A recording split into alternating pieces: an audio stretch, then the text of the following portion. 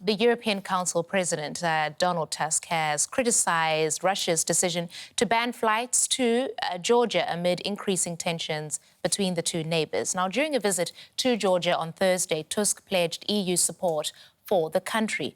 Georgia has seen weeks of protests against Russian President Vladimir Putin and has continued, and the continued presence of Russian troops in two breakaway regions, that's South Ossetia and Abkhazia.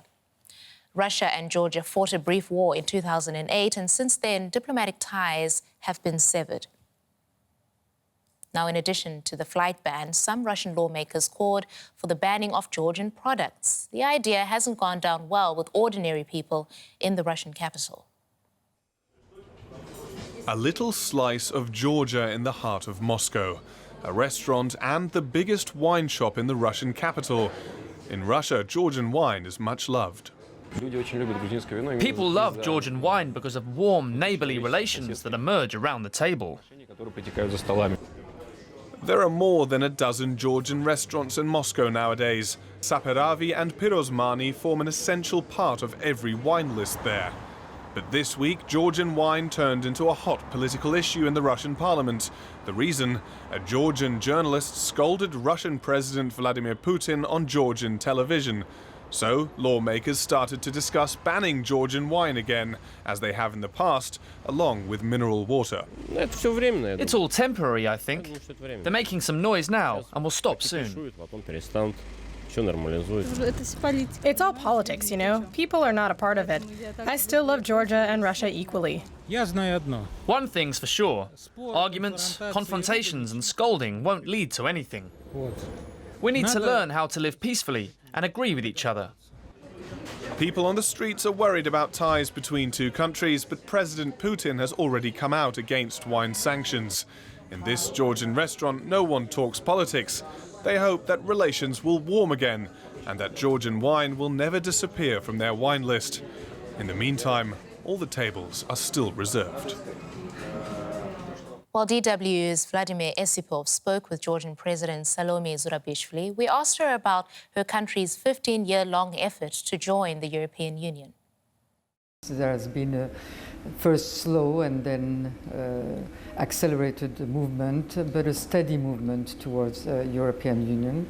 That doesn't mean that we do not have challenges. We've had many challenges. We've had frozen conflicts, and we've had a war in 2008. We have 20% of the territory that is occupied, and we have the occupation line that is a constant problem and tension.